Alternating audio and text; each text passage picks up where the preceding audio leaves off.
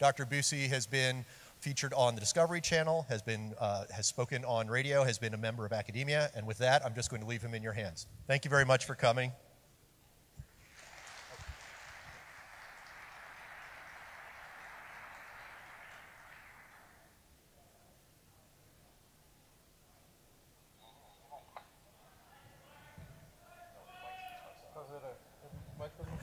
I'll just keep talking. I'm sure they'll turn it on shortly.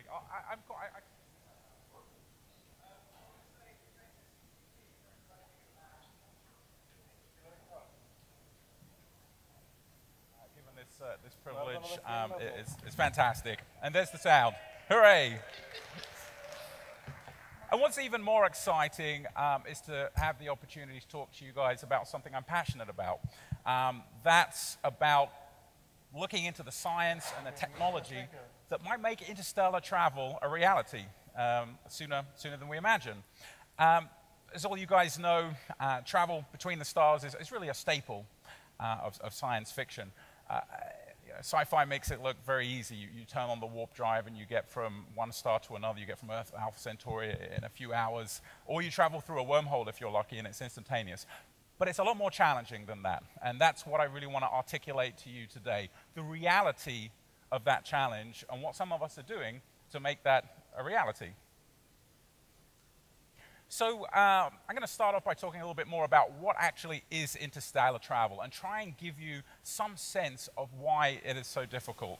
I want to talk about the physics of interstellar flight, possible near and midterm technologies, and then what I think you guys are all excited about, warp drives and FTL, which is the kind of things that make interstellar flight travel on timescales of a human lifetime. So what is interstellar flight? Well, simply said, it's traveling to other stars. We inhabit a galaxy, the Milky Way. There are on the order of 300 or 400 billion stars in our galaxy, and the nearest one, Alpha Centauri, or one of the nearest ones, is about 4.3 light years away. And so interstellar flight actually involves sending a spacecraft, either robotic or crewed, to another star. Now, as I'm sure you guys know, we've sent human beings to the moon. We've explored most of the planets in our solar system, but we haven't yet sent any probes to other star systems. I think there are a lot of good reasons to go. There's the study of what's en route, namely what we call the interstellar medium. There's physics studies of the target star when we get there. Of course, we're discovering a cornucopia of new planets almost daily. Just a few years ago, we had unequivocal evidence that there are planets orbiting other stars in our galaxy. The latest count is up to something like 800 from the Kepler satellite from NASA. And so one of the tantalizing things that comes from the existence of other planets is the possibility that there may even be life. I don't want to care to speculate what kind of life, perhaps it's primitive life, but astrobiological studies of those planets in target stars are also going to be good reasons to go. There's other reasons as well.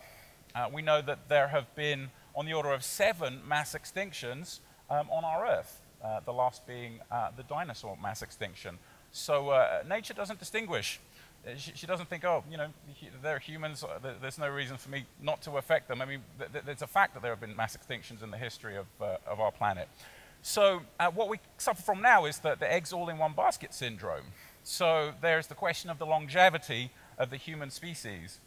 And another good reason, I think, is quite simply that it's an expression of our curiosity. I think we're an energetic species. I think we like to explore. And so interstellar travel might just be a means to an end, a means to express ourselves. Let me tell you a little bit about what we've done so far. So there are currently a handful of craft actually in interstellar space. Voyager 1, which was launched in 1977, is one of the fastest spacecraft we've actually ever sent out. It's traveling at about 10 miles per second.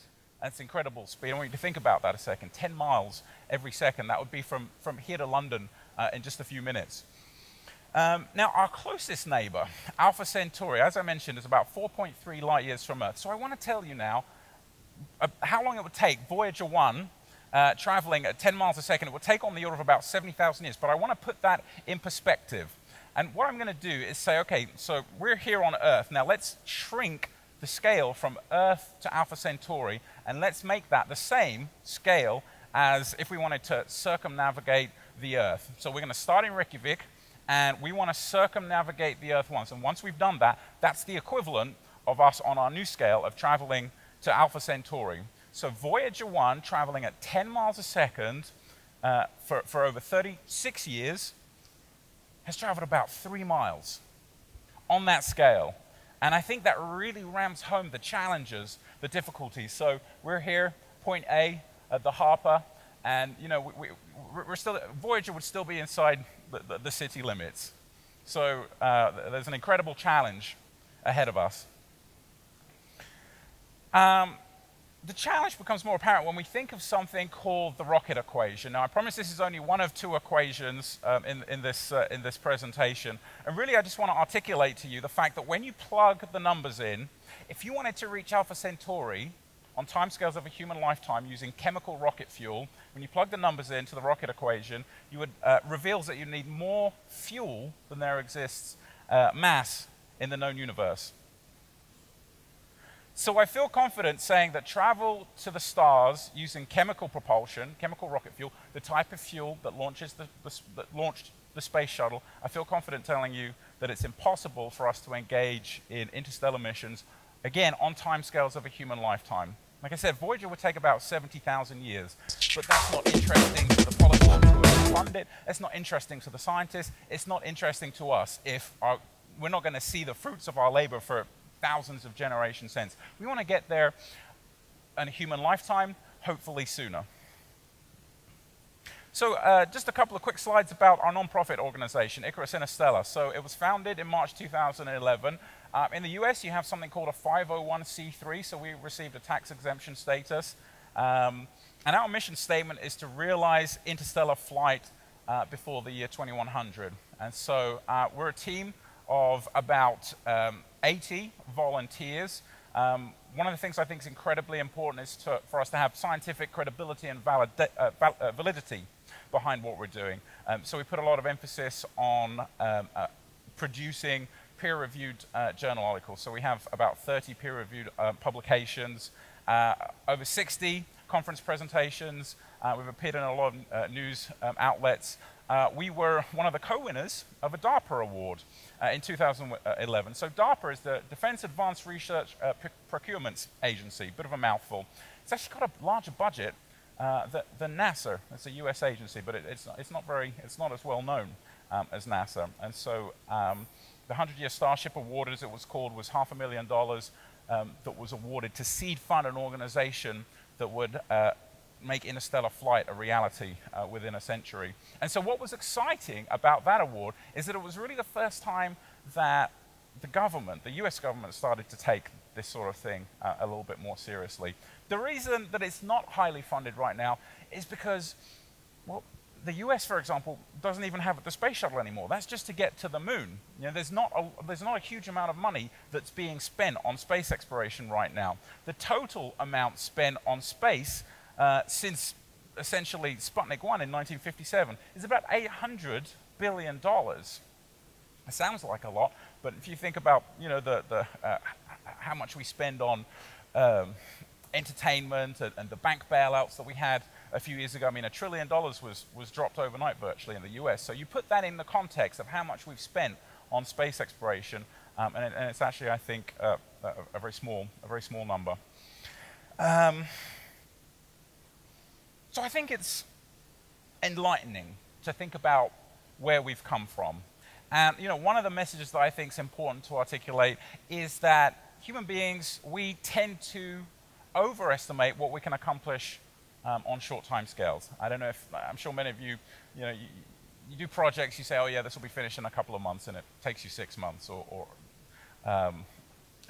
there's a tendency that we overestimate what we can accomplish on short time scales, but we underestimate what we can accomplish on longer time scales. And so the Kitty Hawk is a beautiful example, flew in 1903. I mean, just look at that contraption. I mean, it's essentially a man traveling head first with this flimsy wooden wing. And then just over 50 years later, we saw the transatlantic jet aircraft ferrying people across the continents. Another example is this. When I was growing up in the 90s, I was an avid Star Trek fan. I used to love Star Trek The Next Generation. And they called this the pad. It was this technology where they could do wonderful things. It would speak to you, and it could figure out equations, and you could do everything with the pad. But I believed that was 23rd century technology. I believed it was hundreds of years away until we would have something like that. And of course, a decade and a half later, we're all carrying around supercomputers in our pockets. Here's another example. I want to go through the experimental verification of the atomic structure of matter. So matter at a basic level consists of an electron cloud and then an atomic nucleus, which are protons and neutrons. Of course, we can go deeper. Those protons and neutrons contain quarks. Perhaps even the fundamental structure is superstrings. But let's just look at the basic classical model of matter: electrons, protons, and neutrons. So the electron was verified experimentally in 1897 by J.J. Thomson.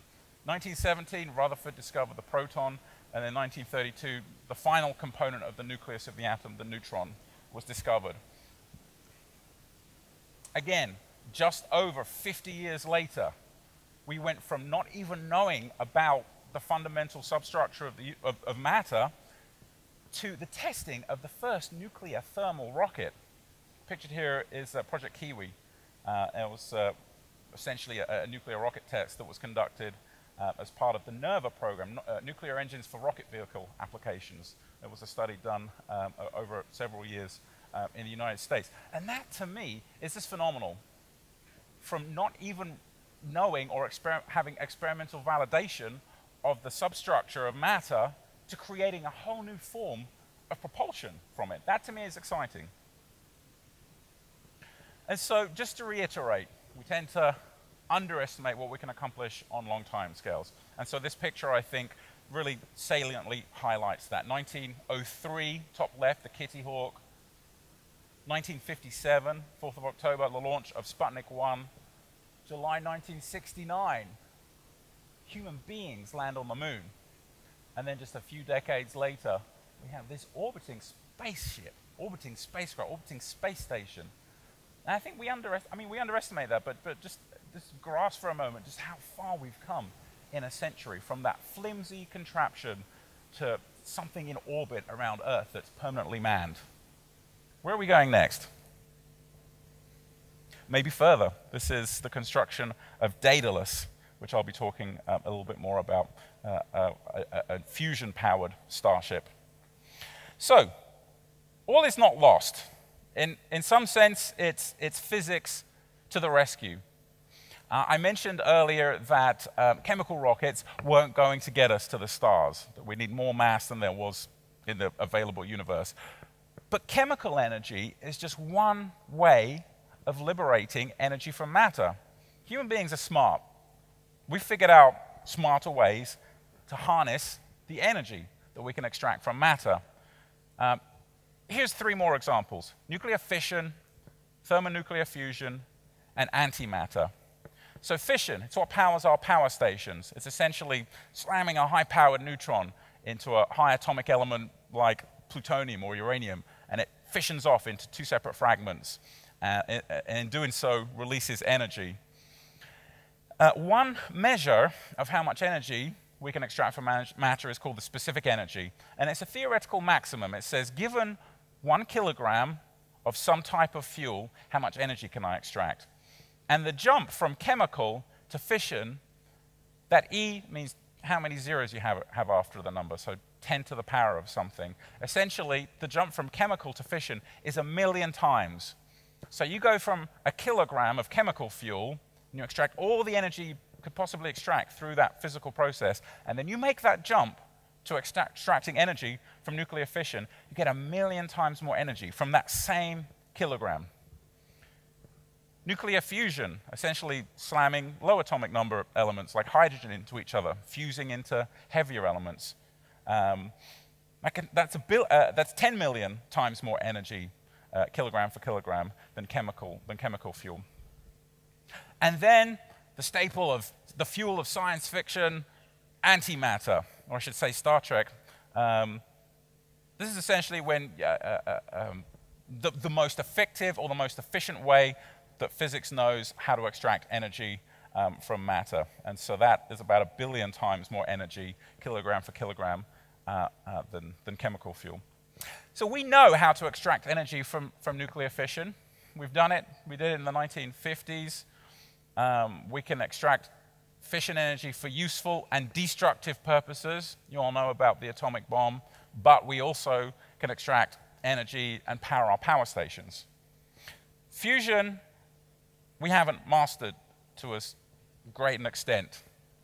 We've managed to master it for the destructive purposes, for bombs, but we've not mastered it in terms of powering our power stations. It's kind of the holy grail of energy generation. The fuel is essentially deuterium, which occurs in seawater. You can extract deuterium from seawater, and it's clean.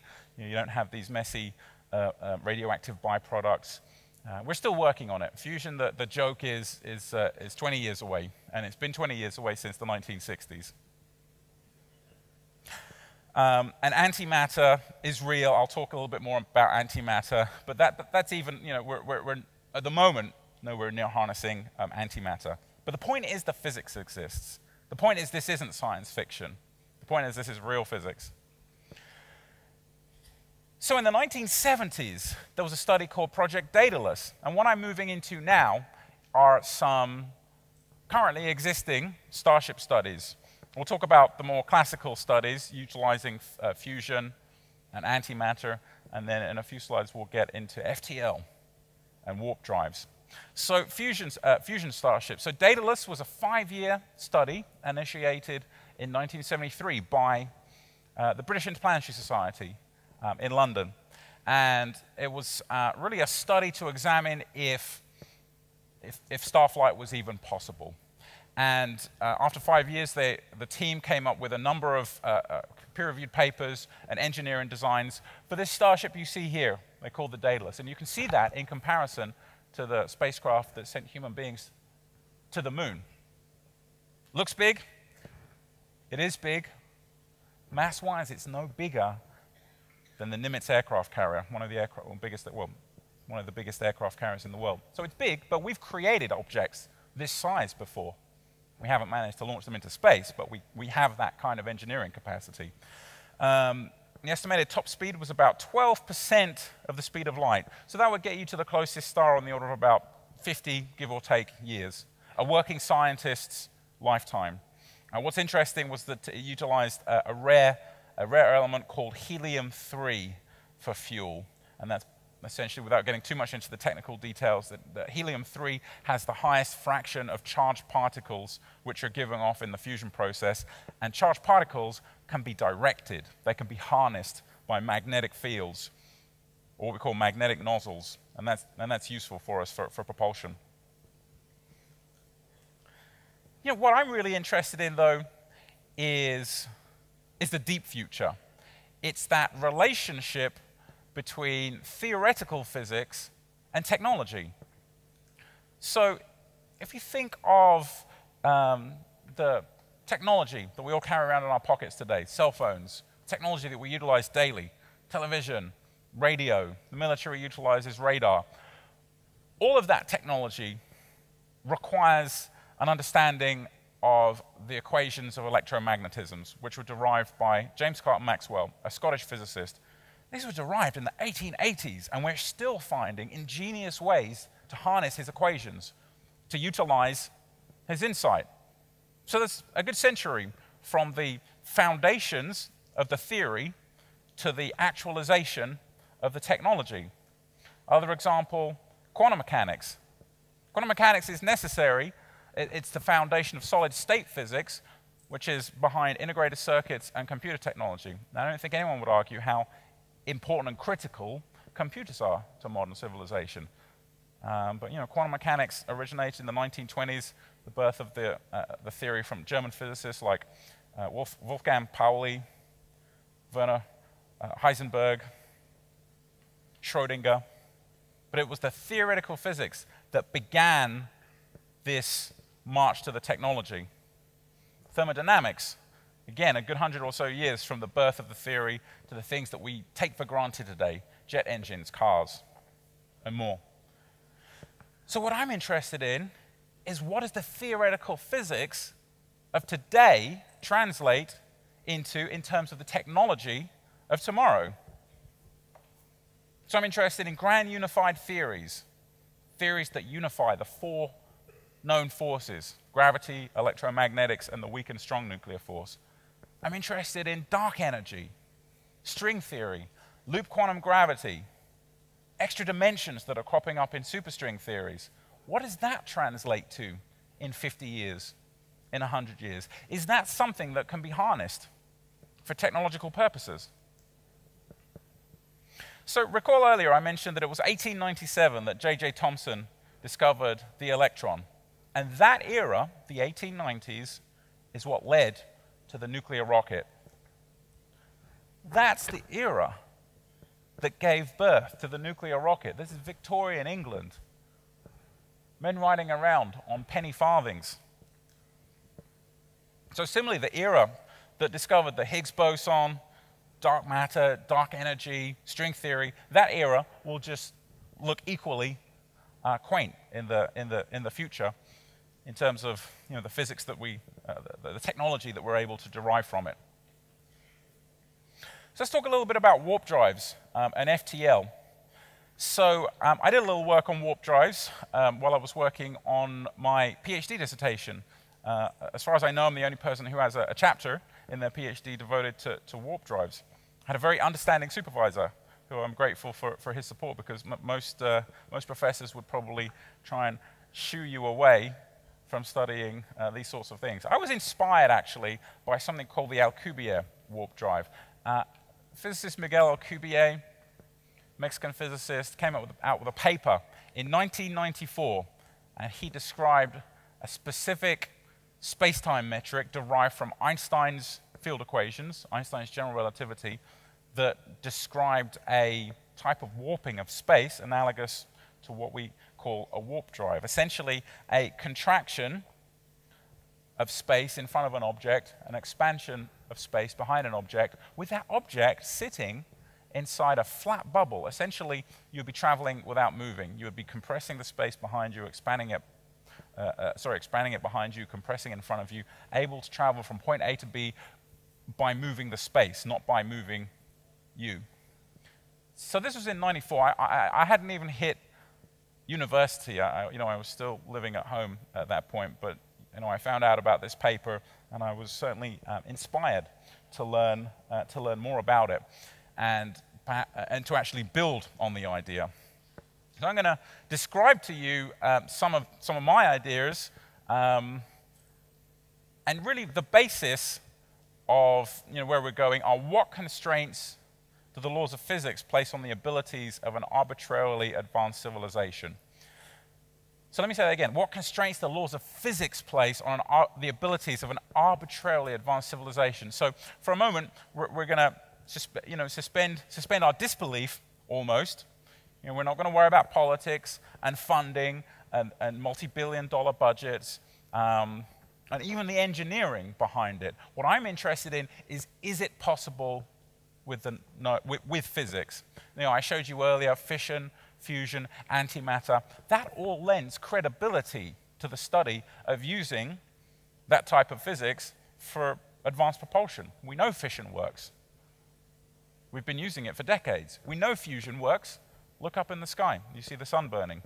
We know of the existence of antimatter. We've created it in minute quantities, billionths of a gram, at the European Centre for Nuclear Research, or CERN, as it's known. And so what I'm interested in, what does physics allow us to do? So one of the things that we need to explore, some of the things that we need to explore beforehand, are some fundamental concepts. I can't talk to you about FTL propulsion and warp drives without going into some of the physics. Otherwise, it's just voodoo. So let's review some of the components, if you like, that help me piece together a model for FTL, or faster than light propulsion. possibly the most critical aspect is that the fabric of space itself is not limited by the speed of light. So what I mean by that is that every object that travels through space, you throw a ball or an airplane or a spaceship, every object that travels through space is restricted to sublight velocities through Einstein's special theory of relativity. It's been validated over and over and over again in lab experiments. Special relativity is real. Special relativity says the faster you go, as you approach the speed of light, strange things begin to happen. Relativistic effects, we call them. You have something called time dilation, where one example is something called the twin paradox. If you have a twin on Earth, age 20, and you have a twin, you go up on a spaceship, age 20, and the twin travels at very close to the speed of light, and then comes back to Earth. And the twin who's been on the spaceship hasn't aged but a couple of days, and the twin back home on Earth is in his 80s. This is basically the idea behind relativistic time dilation. The faster you go, the slower time appears to travel, as observed from an external observer. But the big restriction is that your mass increases. And we know from basic Newtonian physics, if you apply a force, the acceleration that you experience is related to the mass of an object. And if your mass increases, the force you need to apply increases too. And according to the equations of relativity, as you approach the speed of light, you hit what mathematicians call an asymptote. Namely, your mass becomes infinite. And if your mass is infinite, you need an infinite amount of force to circumvent the speed of light. So it's, again, impossible, according to special relativity. But the thing is, the fabric of space itself, now I've been talking about things moving through space. We believe, and have believed since Einstein's general relativity, that space and time has a fabric that can bend, if you like, contract, and that's what's responsible for gravity. And advanced cosmology theories, I'm sure everyone's heard of the Big Bang. It's that kind of genesis moment about 15 or so, just under 15 billion years ago, that we believe is what caused everything we see around us today, the universe. And we believe that there was an epoch just after the very creation moment, within a few trillionths of a second of that creation moment. We believe that there was a period called inflation, and that's when the universe expanded at many, many times the speed of light. And that theory is popular because it describes a lot of the homogeneity that we see in the universe today. A lot of the observations that we see in cosmology today can be explained by this epoch of inflation. So physicists believe that the universe expanded faster than the speed of light in its early moments. And so that gives us a kind of a loophole, if you like, a way to think about, okay, if I can't travel through space faster than the speed of light, is there any loopholes I can explore? And so this is one of them. Another key thing to sort of appreciate is that the universe is currently expanding at an accelerated rate. So we've known the universe is expanding since the time of Edwin Hubble. And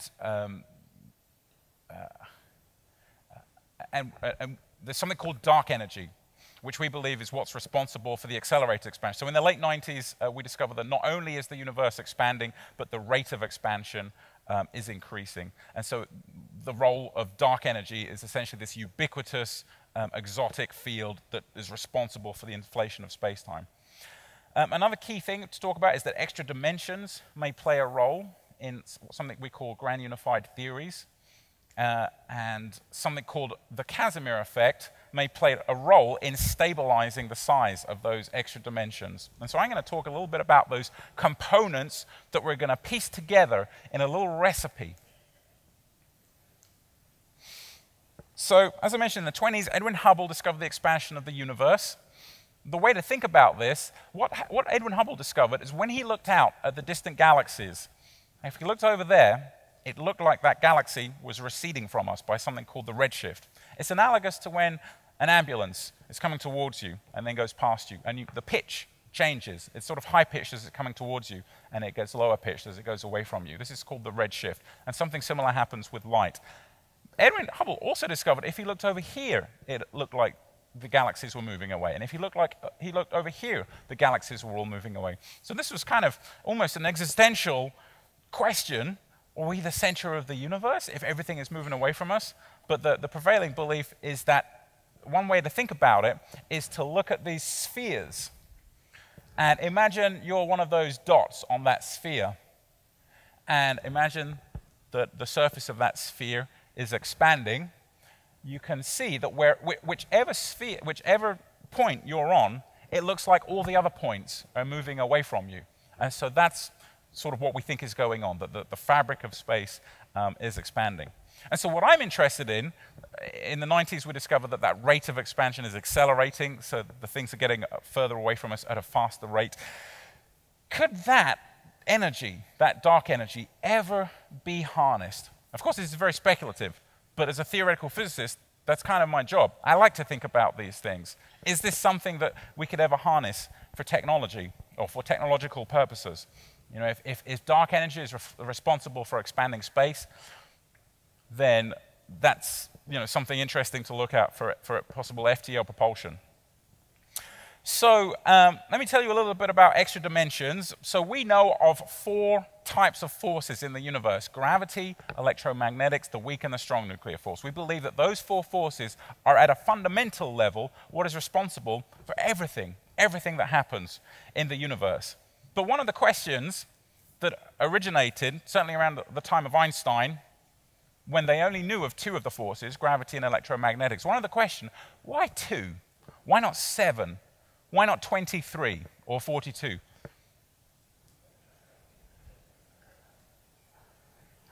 But more realistically, why not 1? Why not 1 superforce? Is that not more logical? That there's just one force, and everything that we see is some derivative or some flavor of that superforce. And so, as early as 1919, physicists started working on unified theories of gravity and electromagnetics, and one of the critical components was the idea of an extra dimension. And the way to visualize that, if you can imagine just a string, but if you zoom in on that string, there's structure. There's a kind of a toroidal structure. And there are a number of popular extra-dimensional theories, M theory, something called the ADD model. And one of the ones that I think is quite interesting to think about is something called the RS model, or the Randall-Sundrum model, which sounds crazy, actually, when you think about it. Essentially, the Randall-Sundrum model proposes that there is a parallel universe to us, that we exist on what we call a brain, and less than a millimeter away, there is a parallel universe. But only gravity can propagate between our 2 universes. So that's why we can't see it. You know, people say, well, why can't we see it if it's there? Well, we see with light, and light is electromagnetics. So, you know, that sounds a little bit wild. Do physicists really believe that there are parallel universes? Well, this website here, Spires, one of the currencies, if you like, of a scientist, a measure of a scientist's impact is something called citations. It tells you how many times other scientists have cited that scientist's work. You know, if your research is rubbish, you'll get cited once, twice, 5 times. If it's debunked, it'll get cited 10 times, and then people don't really believe in what you're doing. If it gets cited a lot, that means people are using your idea to build new ideas. So here's one example. Stephen Hawking's most cited paper, Particle Creation by Black Holes, has 2,798 citations. The reason I'm showing you this is to contrast that with the theory of parallel universes, the Randall-Sundrum model, which is the top one there, an alternative, the second one, a large mass hierarchy from a small extra dimension. You can see in the middle, in green, cited by 5,715 other physicists. 5,715 other physicists have been building on this idea of a parallel universe. So I can confidently say a large number of physicists, quote, believe in parallel universes and extra dimensions. Interesting fact, the Randall is Lisa Randall, who in Business Insider was voted number 2 in the world's sexiest scientists. So I can promise you that's the first and last time you'll see physics and sexy in the same sentence. So the last flavor I want to talk about is something called the Casimir effect. And this was actually really the focus of my dissertation. And essentially, without getting too much into the physics of quantum field theory, the basic idea is that the fundamental substructure of the universe is something called a quantum field. It's not electrons, it's not protons, it's not quarks, it's not gluons, it's something called a quantum field. And that those quantum fields are actually ubiquitous. They're everywhere. And specific vibrations are what form what we perceive as matter today. And due to something called the uncertainty principle, the Heisenberg uncertainty principle, those fields can never be strictly at rest. And in the Casimir effect, and this is actually an idea that was created by the Dutch physicist Heinrich Casimir in the 1950s, he proposed if you put two parallel conducting plates next to each other in a vacuum, you would actually, in the middle of those plates, what you can see on the outside, those quantum fields can exist at any frequency. You've got long waves, you've got short waves, but in between those plates, you can only have what are called standing waves. They're essentially, you've got like half a loop, and then a full loop, and then a loop, a loop, a loop, essentially what we call standing waves. And because there's this exclusion of certain quantum modes of the vacuum on the interior portion of the plates, those plates are attracted to each other. That to me is incredible. This is a force that's not due to gravity, it's not due to electromagnetics, and it's not a nuclear force. This is a manifestation, a macroscopic manifestation of the reality of the quantum vacuum. This isn't just wild speculation. This has been, well, first it's been mathematically predicted, but it's now been experimentally verified. It's been experimentally verified for decades. The most recent example is by a physicist at the University of Washington called Lamoureux, who has verified to within 1% of the mathematical theory, he's validated that the Casimir effect is real. Now, here's where it gets a little bit wild. One of the questions that I asked in my PhD dissertation is if there are extra dimensions, okay, in the simplest models, they're simply circular, or toroidal as we call them. What I asked was, what keeps those dimensions stable? And this is a real question that exists in physics. It was a known problem, because it's natural for a dimension to either want to expand in on itself, expand out, or contract in on itself. An example is our three macroscopic dimensions, which I already mentioned earlier, are expanding. What keeps them stable? And so this is the second and last equation I'll put in my, I know kind of equations put people to sleep, but I'll just describe to you the flavor of this. This is a formula that I derived. And essentially what it says, that Casimir effect that I showed you on the previous slide, that Casimir effect is what actually may be responsible for holding an extra dimension stable, that there is a fixed point that that extra dimension wants to live at. And that's what this graph represents, that little kind of like bump there, that's what we call a stable minimum. And that's where the extra dimension, so on the x-axis is the radius, or the size of the extra dimension. And it's like rolling a ball down a hill. If you put a ball kind of like anywhere in between that little hump and you let it go, it would kind of like roll down to that stable point. Energetically, that's what an extra dimension wants to do. And so what I found was that the size of the extra dimension was related to the radius. Sorry, the radius was related to the Casimir energy. But what's really interesting is a stable minimum does not sit at an absolute zero of energy. It sits at a non-zero point, and it has the characteristics that are similar to dark energy. And this is building on work of the physicists Brian Greene and John Levin. So Brian Greene wrote a famous book called The Elegant Universe, and that was kind of what inspired me to go down this avenue of research. So where is all this going? Extra dimensions, dark energy. So if dark energy relates to the expansion of the universe, and remember, we're interested in the expansion of the universe for warp drives and FTL travel. If it's related to the size of the extra dimension, can that be harnessed in some way?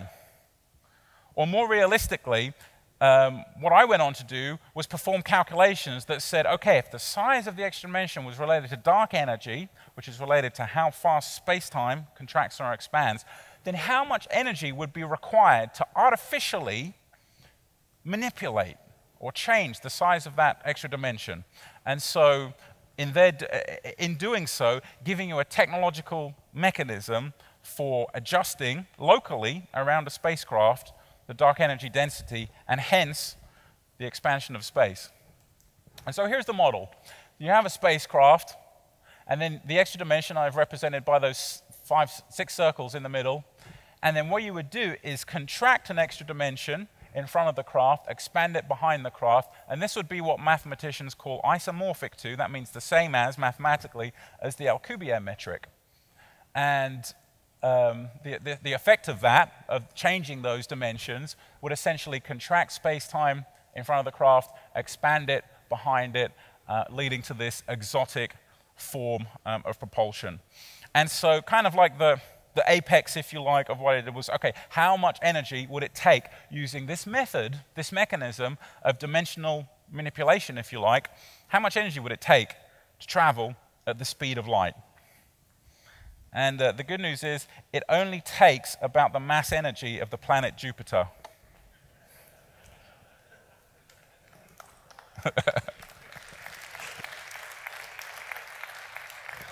I feel compelled to bow. Okay, so earlier we talked about matter and antimatter. What this means when I say the mass energy of Jupiter, what this means is that if you got an anti-Jupiter and you collided it with a Jupiter, all the energy that came out of that from E equals mc squared would be how much energy you need. I'm not saying you need antimatter, it's just an equivalent kind of thing. Now, that sounds like a lot. It is a lot, but what I want to point out is that previous predictions, Alcubierre's early work, scientists that made energy predictions, predicted to go at the speed of light you would need more energy than was, more mass energy than was available in the entire universe. Later predictions brought this down to about the mass energy contained within a galaxy. And so what I'm very proud of is bringing this down to the mass energy of Jupiter. So I brought that energy level down to go at light speed several trillion times. And there's some technical work on this. This isn't all fantasy. Like I said, it made up a chapter of my PhD dissertation. There's peer-reviewed work out there in the literature, and there's non-technical work. And what is very important for me to emphasize is this is not a solution to warp drive. We're not going to build a warp drive next week. What this is a kind of wild, starry-eyed graduate student staying up a little bit too late in the physics department thinking, what if? And we need 100 of those. And we need 1,000 of those, because we're not going to come up with solutions, if there are any solutions, to problems of this magnitude if we don't invest the people, the time, the energy, and the research. So I want to emphasize again, this isn't the solution to warp drive. This is starting to compel scientists and physicists to think about how you can utilize the technology of today, the physics of today, to build the technology of tomorrow. Of course, this depends on a lot of things. Are higher dimensions real? We don't know that. Can they be manipulated? Could we generate the kind of energy levels? There's a lot of ifs, but it's a start. A couple of slides before I wrap things up. Our organization, Icarus Interstellar, is putting on a conference called Starship Congress. You're all invited. It's August 15th to the 18th. It's split into 3 days, all devoted to us getting to the stars. Day 1 is what we can accomplish in the next 20 years. Day 2, what we can accomplish in 20 to 50 years. And day 3, some of the stuff I've been talking about today, what we can accomplish 500 to 500 years out. And a friend and colleague of mine, Dr. Harold Sonny White, works at NASA at the Johnson Space Center.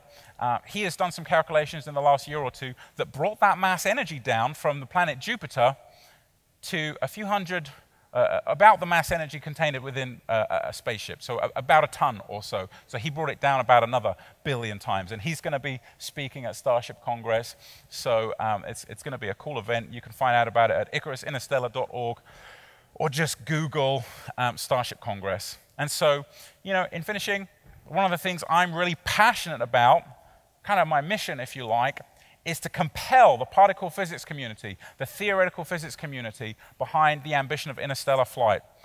I want to ask the question, can we make Eve real? Thank you.